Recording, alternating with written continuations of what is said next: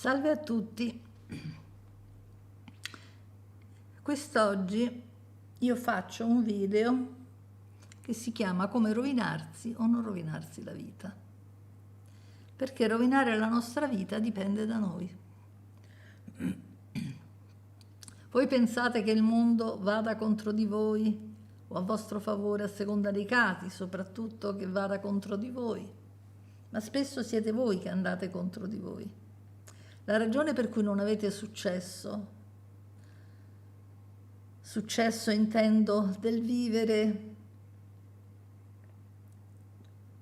serenamente, dipende da voi. Naturalmente la gente vi dice che dovete pensare bene, che dovete fare i sani pensieri, che dovete fare le tecniche, tutte queste fesserie qua. In realtà è vero che voi dipendete dalle esperienze infantili che avete avuto. E se non l'avete capito, e spesso non lo capiscono nemmeno gli psicologi, siamo rovinati, perché non ne usciamo fuori. Allora, se abbiamo ansia, non dobbiamo pensare che sia normale vivere nell'ansia. Vivere nell'ansia è anormale, cioè è una cosa che si può evitare. Cioè ha una sua causa precisa, è normale rispetto alla causa, è anormale rispetto agli effetti. Perché ci sono persone che pensano, non è anormale che io sia così, che io abbia paura degli altri, che io sia una sociale, che io non riesco a studiare, che io non riesco a lavorare, che io non riesco ad avere rapporti con gli altri, è perché io sono nato timido, sono introverso, eccetera, eccetera. Non è vero. È perché voi avete avuto problemi nell'infanzia. Se non accettate questo, siete già condannati. Se accettate questo, avete fatto il primo passo per la liberazione. La liberazione vuol dire togliersi gli schemi mentali che ci hanno dato gli altri e che ci ha dato la vita. Che ci ha dato la vita nella nostra infanzia, perché è quella che ci forma.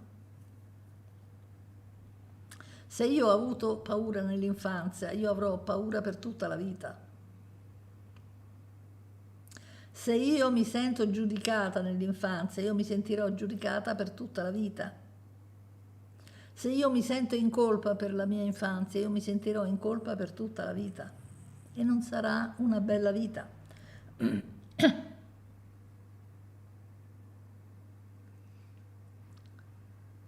Dunque, per poter vivere bene, la prima cosa che devo fare, devo andare a guardare la mia infanzia. Come guardo la mia infanzia? Attraverso i sogni. Ma io non sogno. Come faccio? Bisogna anzitutto considerare che se io non sogno vuol dire che io non voglio sognare.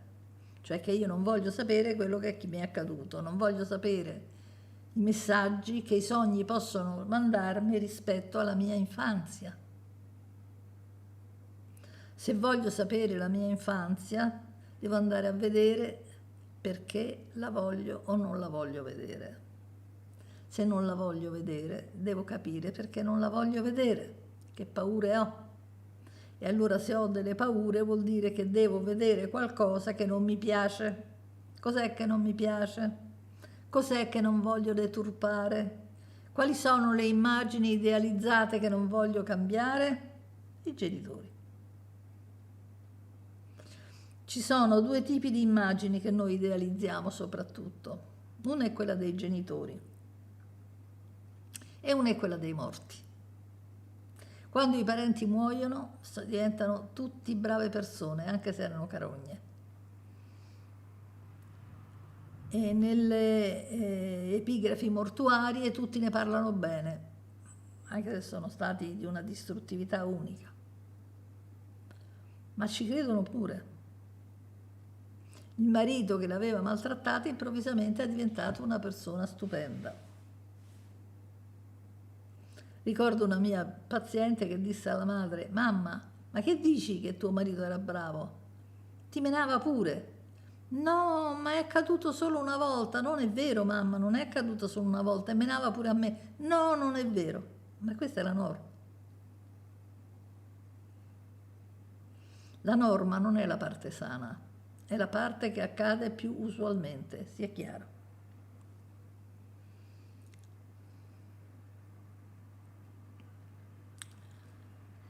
E noi siamo persone che ci reputiamo razionali, ma razionali non siamo. Siamo assolutamente irrazionali, se no non faremo tanti danni. Abbiamo distrutto un pianeta e non è certamente un modo di fare razionale. Perché diventiamo così irrazionali pur volendo essere razionali? Perché non vogliamo vedere come sono stati i nostri genitori. Vogliamo illuderci sui nostri genitori. Vogliamo pensare di aver avuto un'infanzia felice. Sapeste quanta gente è venuta in analisi da me dicendo io nell'infanzia sono stata bene e poi quando sono usciti fuori i sogni si sono ricordati l'ira di Dio. Cioè di tutto quello che i genitori gli avevano fatto, un obbrobrio. Ora, quando si fa analisi, dipende dalla volontà che avete voi di fare analisi, ma anche dall'analista che avete.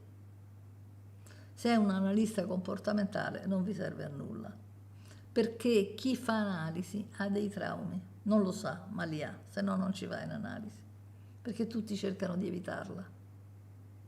In America non è così, tutti cercano di andare in analisi, ma semplicemente perché l'analisi non gli tira fuori niente. Per cui vanno da qualcuno che gli dà consigli. Ora i consigli è meglio farseli dare dagli amici, perché almeno gli amici non si pagano. Andare da un terapeuta per farsi dare consigli è assurdo. Il terapeuta deve farvi vedere ciò che non vedete. E tutto ciò avviene mediante i sogni, perché sennò col cavolo che li vedete. Perché i sogni ci svelano il nostro passato.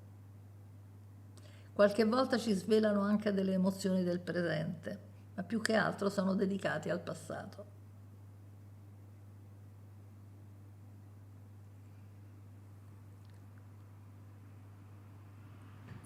Ora, un bravo terapeuta che sa interpretare i sogni, perché sennò non è un bravo terapeuta, non ci mette molto a farvi scoprire che avete un trauma, perché i sogni ve lo dicono in breve tempo. Quindi ci sono persone che in breve tempo riescono anche a capire di avere un trauma. Ci sono persone che invece ci mettono un mare di tempo. Non siamo uguali. Il fatto è che dopo aver scoperto il trauma,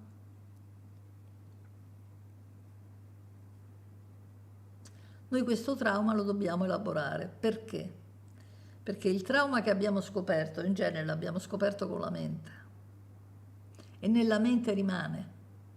E siccome la mente ha ancora dei condizionamenti, lo mette dentro un cassetto e lì lo lascia. Per cui tanti dicono, ma io ho scoperto il mio trauma e non ho risolto nulla, vero? Ma voi non l'avete scoperto emotivamente. Allora, io ho scoperto che mio padre mi picchiava con la frusta, che mi legava a un albero e mi frustava a sangue, però l'ho appreso come un dato. Non mi ha fatto né caldo né freddo. Adesso io faccio un esempio assurdo, ma è un esempio. Se io non ricordo il dolore e la rabbia di quella frustrazione, io non ho scoperto nulla, perché ho comunque coperto il trauma.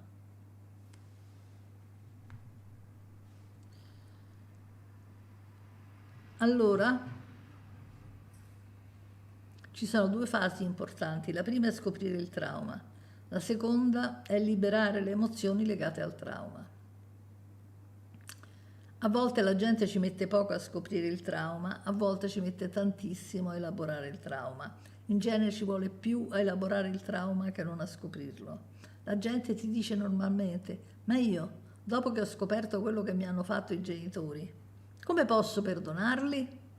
Ma perché li dovete perdonare? Quello è uno schema. Voi non dovete né perdonarli né non perdonarli.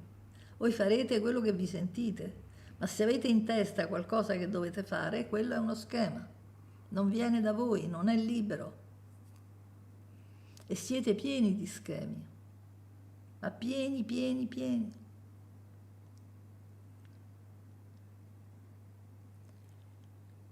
La domanda è: ma se io non perdono i miei genitori, io mi porterò appresso quella rabbia tutta la vita. Naturalmente non è realistico, non è neanche razionale, perché noi sappiamo che se qualcuno ci dà un pugno, lì per lì ci fa male, poi piano piano il male passa.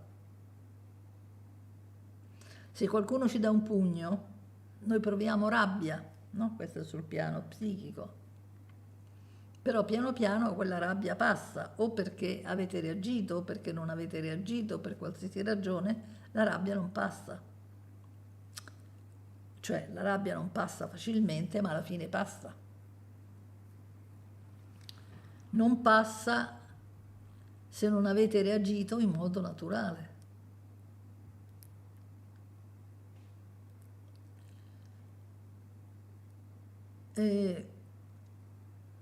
Però la paura, che la paura non passi, che la rabbia non passi, anzi, è un po' una scusa per dire non posso non perdonare i miei genitori, come se perdonare fosse una decisione. Cioè noi non possiamo decidere di perdonare una persona, siamo fuori di testa se lo facciamo. Il perdono è un fatto emotivo, non è un fatto razionale. Io perdono una persona, perdono, cioè gli condono tutto quello che ha fatto. Te sono riuscita a capirlo e a giustificarlo. Ma se quello mi ha legato a un albero e mi ha frustato, sarà un po' difficile che io riesca a giustificarlo, no? Se quello mi ha fatto del male, quando ero bambino, indifeso, terrorizzandomi, mortificandomi, facendomi soffrire tanto, sarà difficile che io possa perdonarlo. In nome di che lo perdono? Del fatto che pure lui ha sofferto? E allora se uno ha sofferto è giustificato il fatto che faccia soffrire gli altri? Se è così siamo rovinati. Non impariamo mai.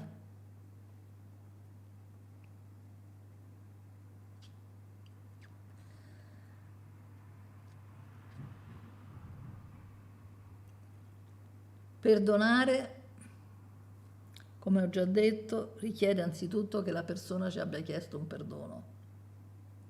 Perché io perdono uno che non gliene frega niente di essere perdonato, che senso è? Se quello è arrabbiato con me e mi vorrebbe ancora picchiare o se ne frega di me, io perché lo vado a perdonare? Se quello non lo desidera, perché? Non ha senso. Quindi quello me lo deve chiedere, non solo, ma mi deve dimostrare che è pentito, perché se non mi mostra che è pentito e me lo chiede formalmente, non va bene lo stesso, perché io ho sofferto davvero nel subire questa persona e ho sofferto quando ero bambino. Picchiare i figli, per esempio, è una cosa arbitraria, che sembra normale. Che sarà mai dare uno schiaffo a un figlio? Beh, che sarà mai se il vostro capo ufficio avete sbagliato, viene da voi e vi dà un ceffone? Vi parrebbe una cosa da nulla? No, perché voi siete grandi, perché i bambini non soffrono nello stesso modo? Ci sono degli alieni?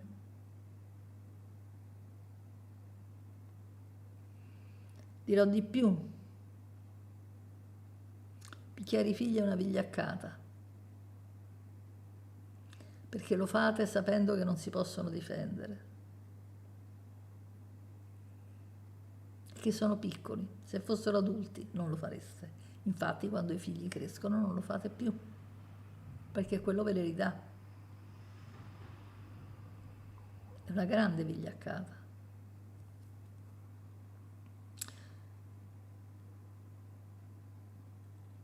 Gli animali non lo fanno con i cuccioli. Massimo gli danno lo spintone, la cosa per proibirgli, ma non li picchiano.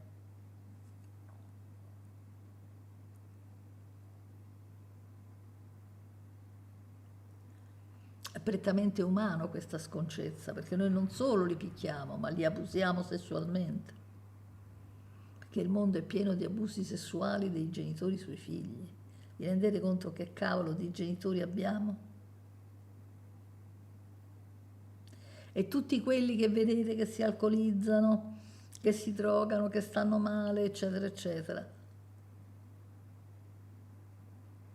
hanno tutti subito degli abusi. Naturalmente molti fanno no, non è vero, non è possibile, ora siamo tutti abusati. No, non tutti, ma quasi.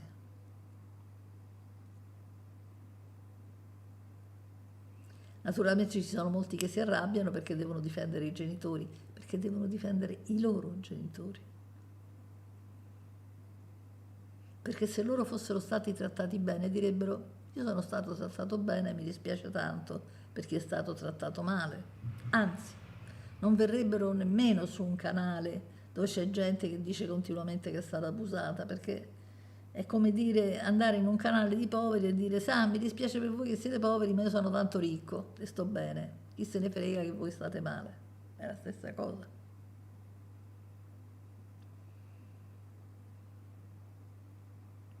Il guaio è che innanzitutto gli psicologi non guardano l'infanzia dei loro pazienti. Non la guardano perché non l'hanno guardata neanche loro.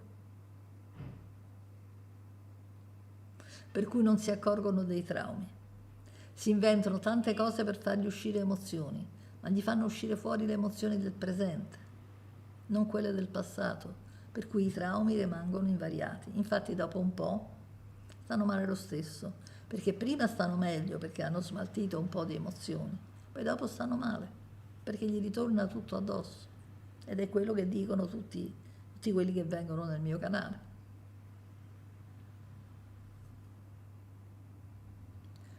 Ma c'è un altro fatto negativo, ed è che spesso quando i terapeuti scoprono, fanno scoprire al paziente il loro trauma, i loro pazienti non ne vogliono sapere.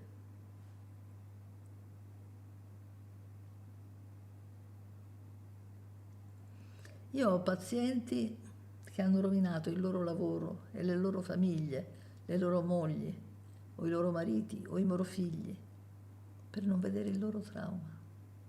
Si giocano le loro famiglie, la moglie e i figli, per non accettare che il padre o la madre li abbiano abusati. Si giocano il loro lavoro, spesso e volentieri, si giocano la vita. Si rovinano la loro vita per non capire che i genitori li hanno abusati, perché non possono accettare di demolire la figura dei genitori e allora demoliscono la loro vita pur di non demolire quella dei genitori. E questo è molto frequente. Molte analisi non arrivano in porto, anzi la maggior parte, per questo. Perché non vogliono sapere dei loro genitori. Come diceva un tizio, che a causa del suo mal guardi se stesso.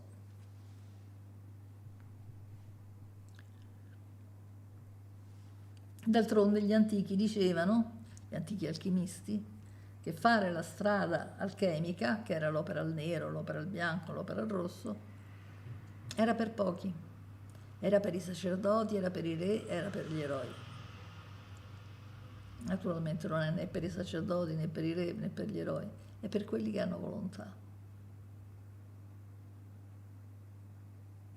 Perché accettare la caduta dei genitori non è facile. Perché ci si sente soli, ci si sente scoperti, ci si sente senza protezione, perché i nostri genitori sono la nostra protezione. Rinunciare alla protezione illusoria fa male, anche se è illusoria, perché è rinunciare alle proprie illusioni. Noi viviamo di illusioni, noi abbiamo sempre vissuto di illusioni.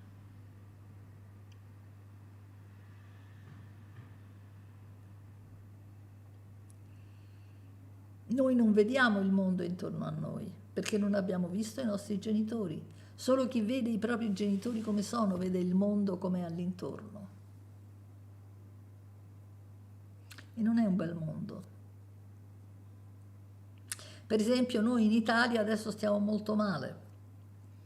Naturalmente il giornalismo non funziona, per cui non ce lo dicono. Ma io conosco un sacco di gente che non si è scaldata la casa quest'inverno perché non aveva i soldi per farlo, mentre prima l'aveva. Perché adesso il gas costa troppo. Conosco gente che ha rinunciato a mangiare la carne, non è male, perché non ha i soldi per comprarsela. La spesa è aumentata tantissimo, è triplicata. Tutto costa un sacco di soldi, gli affitti sono aumentati, tutto è aumentato. Però non si dice che va meglio, che c'è più occupazione. Sapete come fanno a dirlo? Perché basta un'ora di occupazione che risultano occupati.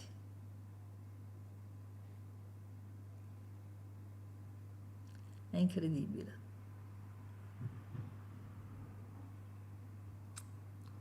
Noi spendiamo i nostri soldi per cose che non servono e non li spendiamo per le cose che servono alla gente.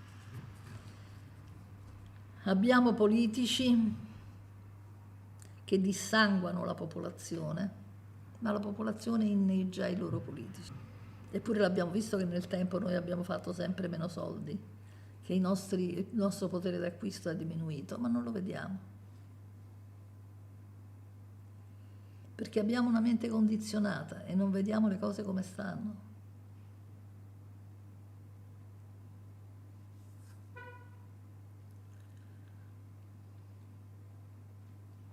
Noi abbiamo una mente condizionata perché ci condizionano fin da bambini e ci condizionano anche le esperienze che abbiamo avuto.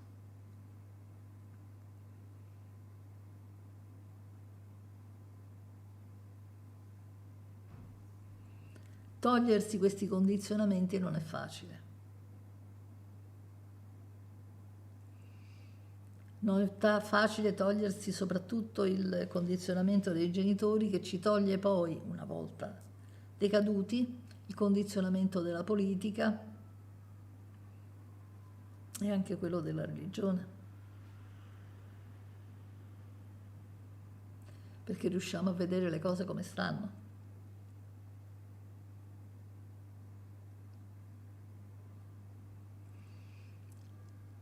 Lo stare bene o stare male dipende da noi. Molti non sanno perché stanno male e io ho fatto una marea di video per farlo capire alla gente, perché nessuno glielo spiega. Ma arrivati al punto cruciale, e cioè di decondizionarsi completamente, la gente ha paura perché ha paura di abbattere i suoi genitori.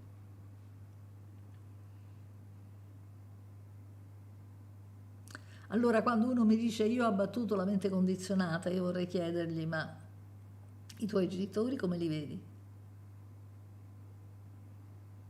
Anche perché una volta abbattuti i genitori appare la morte. E non è un modo di dire, Appare la morte ed è reale stavolta, non è quella che abbiamo infilato dentro la mente condizionata, che è quella che rimandiamo nel tempo, che non conta. quella conta. È come se dovessimo morire domani.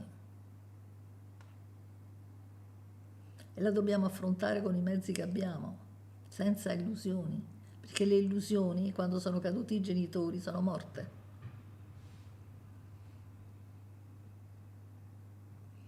Come si fa a non abbattersi quando cadono le figure dei genitori? Non si fa, ci si abbatte ed è inevitabile e si accetta perché è la realtà.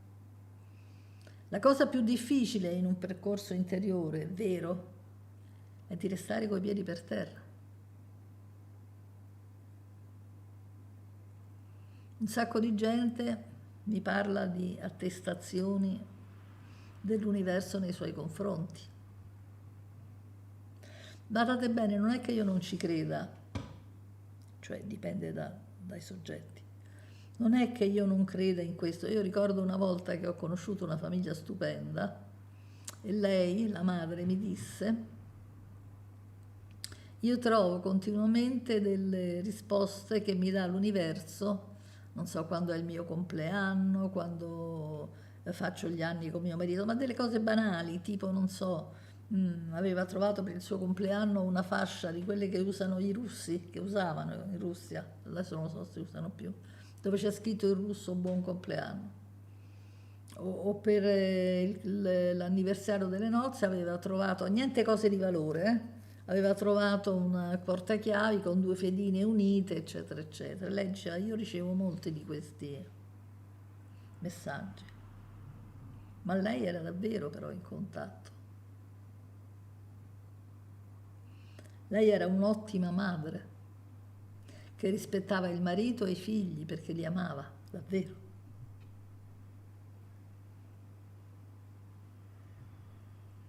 E anche il marito l'amava, Un'altra brava persona.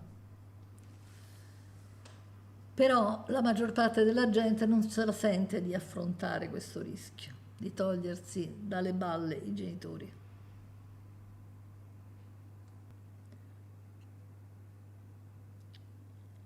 I genitori li vediamo come dei. Quando facciamo un percorso interiore ci accorgiamo che non sono dei.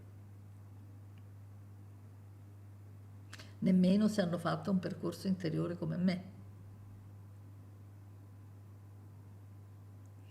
Poi, dopo che i genitori sono caduti, possiamo rivederli e decidere se hanno valore o non hanno valore, se sono brave persone o non lo sono, se hanno esperienza o non lo sono. E allora, se riconosciamo che hanno un valore, possiamo ancora rivolgerci a loro in momenti di necessità, ma come persone, non come dei. Sempre mantenendo i nostri punti di vista. Il fatto è che rinunciare ai genitori è la cosa più difficile che ci sia al mondo, perché è come rinunciare a Dio. No, mi faccio una domanda, mi sono sempre fatta una domanda, no? Come mai? Questa me la feci a 8 anni, pensate. E andai da mio fratello e gli dissi: ma come mai noi siamo cattolici perché stiamo in Italia, mentre se fossimo nati, non so, in India o in Cina, saremmo buddisti o altro, anche induisti, eccetera, perché siamo nati lì. Cioè, che sicurezza abbiamo noi che la nostra religione sia vera se cambia a seconda dello stato in cui siamo? Non se la fa nessuno. Il cinese è convinto che la sua religione è quella unica, noi siamo convinti che la nostra religione è quella unica. Per esempio, le donne cristiane vengono viste dalla Chiesa come degli esseri inferiori, no? Tant'è vero che non possono amministrare sacramenti, non possono fare niente, se non un'opera di donna delle pulizie, o come diceva mia zia che era monaca, noi laviamo anche le mutande ai preti, oltre alle tovaglie d'altare.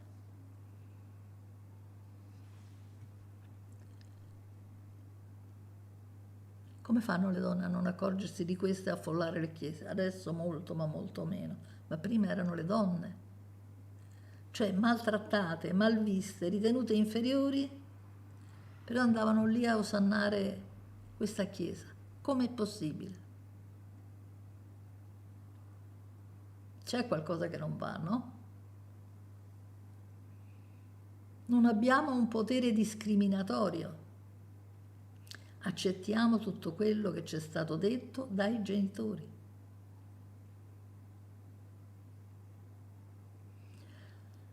Noi abbiamo accettato cose turche e non so, per esempio, se io dico gli antichi pensavano che fosse Giove a mandare i fulmini, noi pensiamo che sciocchezza, no? La scienza ha dimostrato che non c'entrano gli dei in questo. Però se io dico che San Giuseppe da Copertino volava solo il campanile, quello era vero perché l'ha detto la Chiesa, ma scherziamo?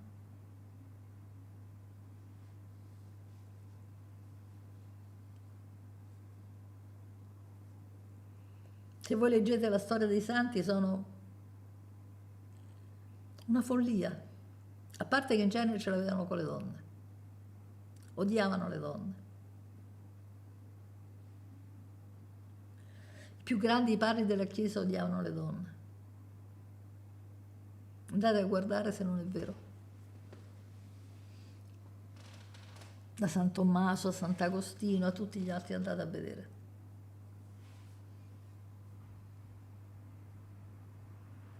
Come mai crediamo a quello che ci è stato detto? Come mai ci fidiamo tanto di quello che ci è stato detto e non lo mettiamo in dubbio? Qualcuno mi dice, ma io a lei non ci credo a quello che dice e vorrei vedere. Perché ci deve credere? Lei lo deve prendere come uno stimolo come tanti, se poi le risulta dentro di lei allora è un altro paio di maniche. Altrimenti è una cosa che dice una persona estranea. Oh, poi i risentimenti dei cattolici sono veramente fuori di testa. No, ma Gesù non ha detto porgi l'altra guancia nel senso che porgi l'altra guancia, ma Dio non ha fatto questo perché voleva fare quello. Tutto significa altro. Ma è una caratteristica delle religioni monoteiste. Niente significa quello che è stato scritto.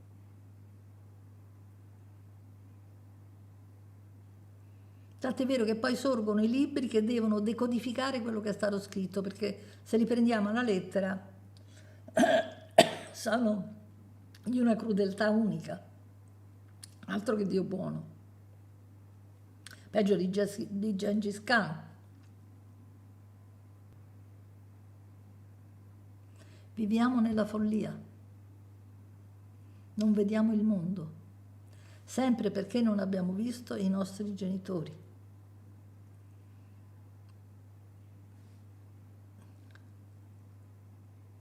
Io ho fatto eccezione nei miei video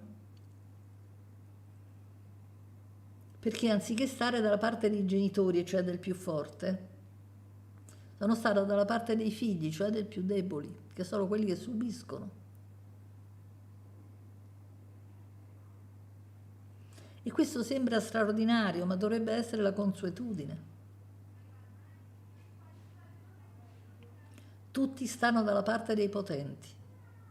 Dio è quello potente, che richiede obbedienza. Poi dicono che è un Dio d'amore, ma un Dio d'amore non chiede obbedienza. Io ai miei figli non ho mai chiesto l'obbedienza, non c'è stato mai bisogno. Non gli ho mai detto obbedisci. Gli ho detto è meglio che fai questo. Poi loro hanno visto se era vero o meno.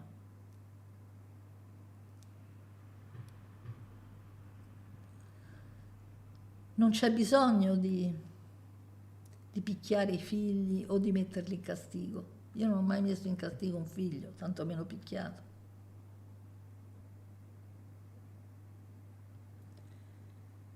Quindi per liberarsi dalla propria schiavitù, per non cadere nella rete, perché è una rete proprio, dell'astrale negativo, è necessario andare a vedere i genitori. Perché ogni tanto qualcuno mi domanda come faccio a liberare la mente condizionata e fate la fatica di sentire i video, di sentire pure gratis. Io avrei pagato da giovane per qualcuno che mi avesse detto delle cose del genere.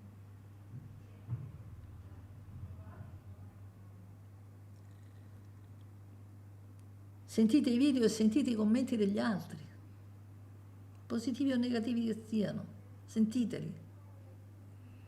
Perché sennò sentite le solite canzoni, la solita solfa, come si dice. Sentite le solite bugie. Il minimo che potete fare è documentarvi su video, ma almeno sentite quello e vedete se vi corrisponde, se vi risuona dentro, se vi cambia qualcosa nella vita, perché molte persone mi hanno detto che la vita gli è cambiata invece sentendo i miei video. È l'unica cosa che posso fare per gli altri. E continuamente ricevo riscontri di gente che ha avuto una vita allucinante, povere creature. Che cosa gli hanno fatto i genitori? Che hanno avuto dei mostri al posto dei genitori, ma sono tanti. Gli è andata bene a quelle a cui i figli, i genitori non se li sono filati. Gli è andata bene. Perché quelli che se li sono filati